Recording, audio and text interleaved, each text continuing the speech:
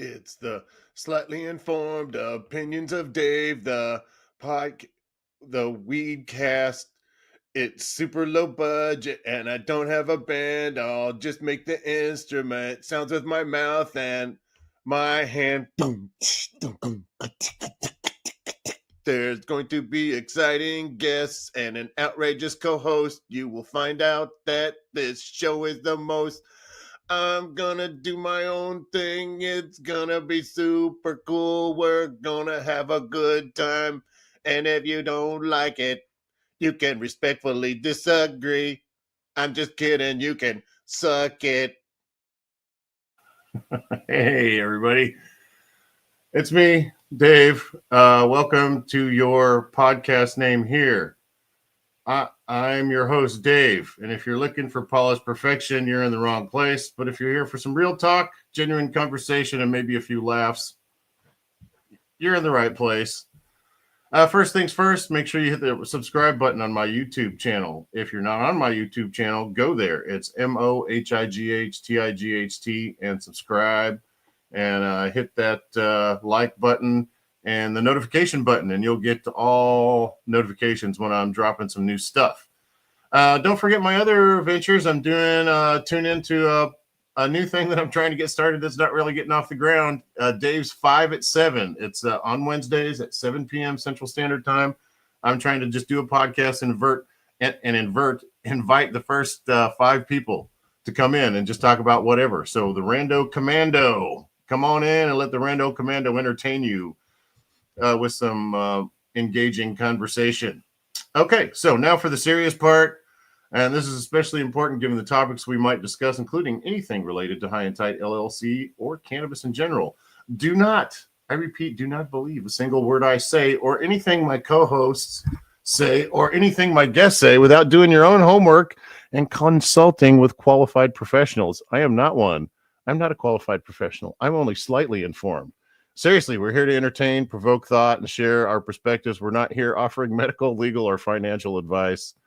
So do your own research. Look it up. Okay. All right. With that out of the way,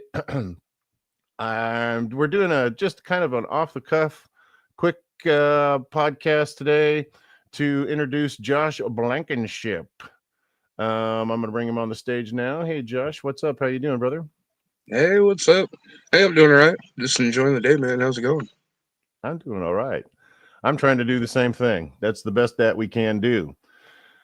So we've had Josh on as a guest in the past, and to kind of quickly recap, the show was Josh's involvement with cannabis started at an early age, like most of us, and he started selling a little bit of cannabis to maybe supplement his income or his habit, and got into a little trouble that way, ended up doing some time, and then later got out and wanted to work in the wonderful world of cannabis, but had trouble getting an agent ID, which you have to have in the state of Missouri to work in the cannabis field because of his criminal past, which he was trying to get expunged. I hope I'm using the right word there, or removed from his record so that it wasn't a problem when the background check was run when they looked for the agent ID.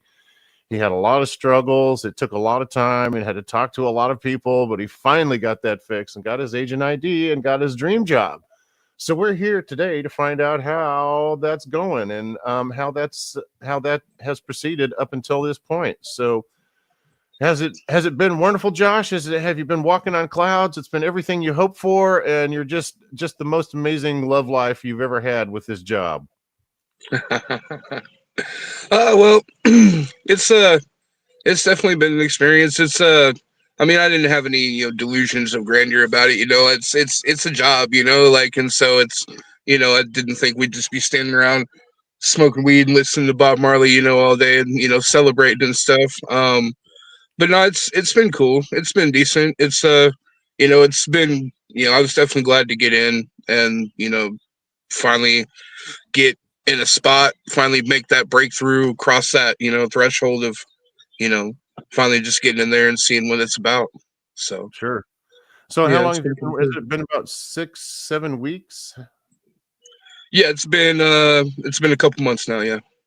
Yeah. Okay.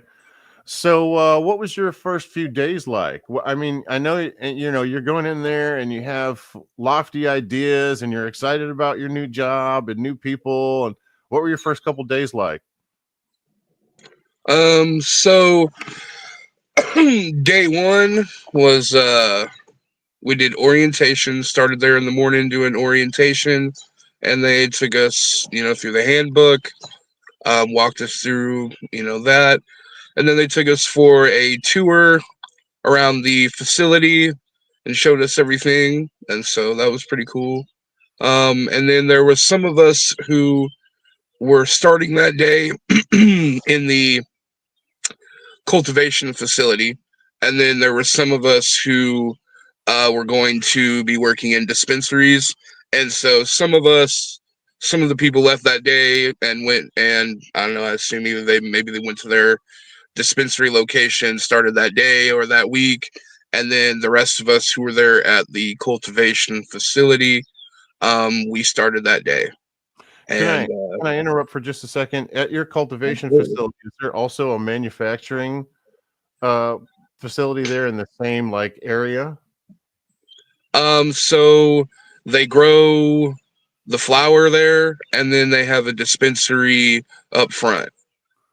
But they don't like manufacture concentrates or pre-rolls or anything like that at that location? They have a separate facility at another location for that. Oh, okay. All right, cool. Right on. Okay. So it's a little bit different than the way I work. But your first day, you're talking about your orientation. That sounded exactly like what happened to me. There was an orientation.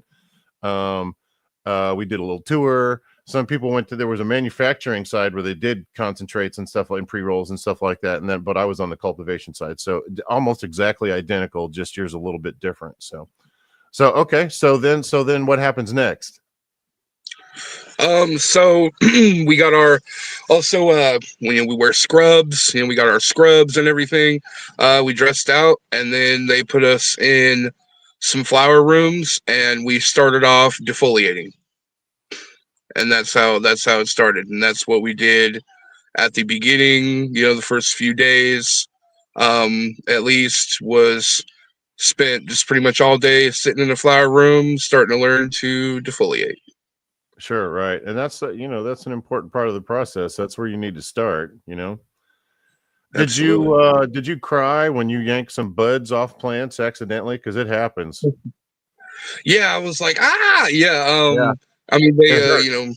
It hurt my they have heart to see that bud wasn't going to be developed, all the way and somebody enjoy it. right, no doubt, yeah. It's like, oh gosh, what do they do with all this? And it's, because there's kind of bud everywhere. Oh my Bud, God. you're knocking buds off all day. And picking leaves, and you're kind of like, I'm sorry, Yeah. and trying to do a good job defoliating. You got to get, you start on the outside and work your way in and to the Yep. middle. And some of those plants, depending on where they're at in the process, some of the stalks and stems may not be super strong. And like I have big arms, and me trying to like reach my big hand and my big arm in between these branches and get into these plants to get to everything. Um, you kind of leave some of them looking like they blew up. Yeah. And so yeah, kind of beat up some plants and Let me felt bad about that. let me ask you this. Did you ever stand in front of a plant and be defoliating and then realize like 10 or 15 minutes later that it seems like there's more leaves on the plant than when you started? Yes, some of the plants are kind of intimidating. Some of them just like it seems like the leaves are growing out faster than you can pick them off, and they're really dense sometimes. It's just like I've been here Yeah. for 20 minutes. It looks like I haven't done anything. There's a huge Oh, pile of leaves to uh, right. And yeah. I definitely feel like I was kind of overpicking, and was like at first wasn't sure, and was not. Well, I'm like, I think I'm just picking leaves, or they're like, nope, leave the top, and they're yeah, yeah. yeah. Well, that's part of the process, and that's where you got to start. You got to learn the ropes. That's the learning the ropes part, I guess, when you're working in cultivation, and and also like learning about sanitation and being clean when you go in, and so to not provide cross contamination with insects or mold or pollen or those kind of things. Yeah, So you gotta spray yourself with alcohol before you walk in and out, and that type of stuff. And at the end of the day, you come out and you're covered in trichomes, and everything. And you got to get those you got to get those like gardening sleeves to cover your arms. Those definitely help a lot. Well, it was kind of different for me because I had to be very aware of the smell because I was working in Missouri, but I lived just across the border in Kansas. So, I've been working, knee deep, neck deep in cannabis all day, rolling around in it. And I would take a shower and wash my clothes and change into fresh clothes that I brought in plastic bags. And I still smelled like weed when I got home.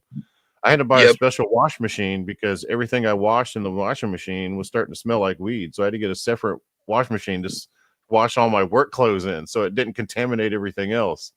It's a real problem. The smell is like overwhelming.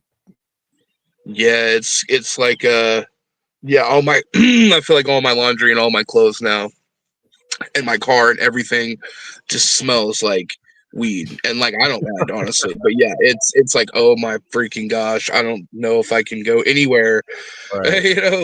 But it's better than say like I remember working at a gas station, and smelling like gas station food all day. Oh, I'm like, well, this is better than smelling like gas station food all day. For sure. So would you say that your experience working at the dispensary has been pleasant overall? Or, well, maybe not pleasant, a good experience? Would you say positive overall? Yeah. No, it's been cool. I wanted to get into this, and ultimately it's not like I've got in there and been like, oh gosh, I'm disappointed now or anything. Like it's definitely been cool, and it's been fun, and it's been great to get in. Once you get in there, you start to make realizations and see things and discover. You make more discoveries, and it gets deeper the more you go. And defoliating plants or different plants, indicas, sativas, they're structured differently. Every plant's kind of different. Every plant honestly is kind of unique in its own. And they and we've been defoliating, and then from defoliating they have started having us clean rooms after harvests, and then started loading rooms, bringing the small plants, bringing the babies in from veg, putting them in the flower rooms, setting them on the tables, plugging them in, starting the feed. And then we started doing harvests. And honestly, I think harvesting is probably my favorite part of the process. Kind of keeps things moving. And, it's like it's kind of trying to see how fast you can get done, and it's just go, go, go, go, go. And as compared to kind of everything else, cleaning the room kind of takes all day, and it's a lot of scrubbing tables and stuff like that. And defoliating, there's been enjoyable parts of all of it, but the harvesting is kind of more fun because it just kind of stays moving. It's probably the more intense, probably just doesn't seem to take as long during the day. It seemed like, and I was working where I was working. I wasn't working there because I needed the money. I was working there for the experience, and I really loved just doing the job and being there and working with the plants and the other employees. I really enjoyed most of them too. So that was kind of fun to be there. Right. But I think where a lot of people at my facility got frustrated is you go in and you think you're working with weed, and there's kind of a community with weed, and we all love each other, and it's not really that way at the factory so much. It's more like a factory. It's a business. You don't show up for work, you might find your ass fired from your people that you think that you love and part of your family. It's a business. They're trying to run a business there, and you might go in and say, hey, there's a better way you could arrange these lights. And a lot of times they're not receptive to those kind of ideas. They already know how they got their set up and they want to run it their way. And hints and stuff like that from employees are generally unwelcomed. I mean, you can talk to the uppers, and a lot of times another complaint is a lot of people don't really make a living wage, and there's not a lot of opportunities to get more money there. Like the only way to get a raise would be to like get a promotion, like to a team lead job, or like work in the clone room or something as a specialist or something like that. Have you Yep. felt that kind of stuff? Have you felt that? Not that I need to hear any specific stories, but have you seen that kind of stuff where you work as well? Like people coming in Yeah. and like, oh, this is going to be great, and then kind of get disillusioned that it's not really, what they hoped it was going to be.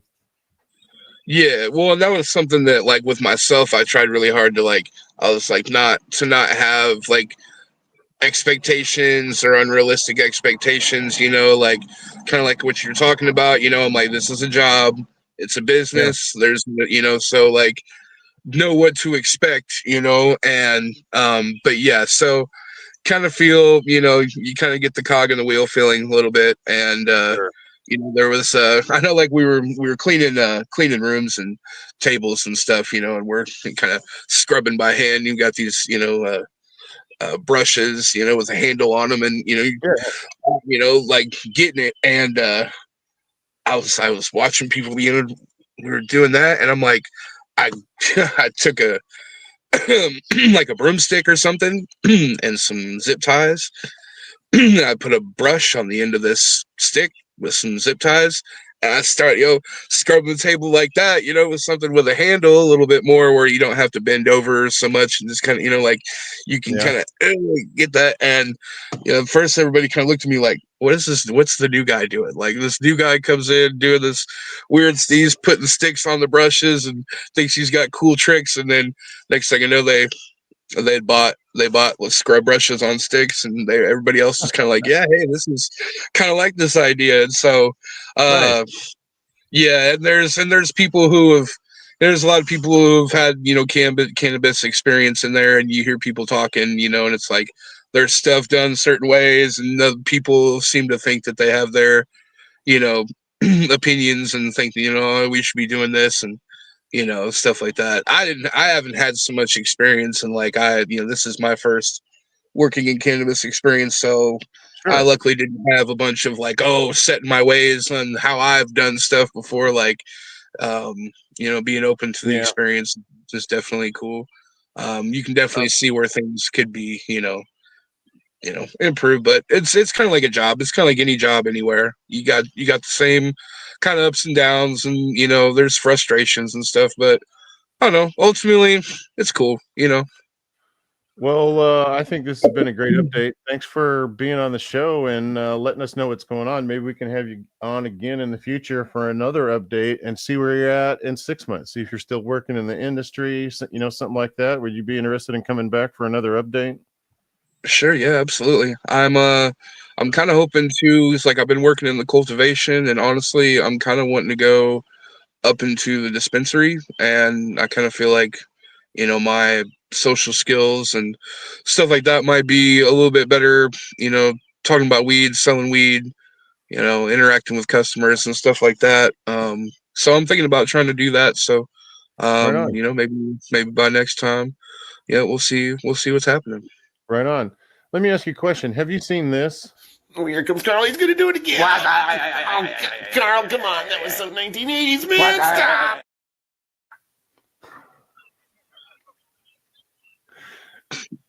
Have you seen that before? The goat thing. Yeah. Uh-uh. How about this one? You must be new around here because I know all the ladies.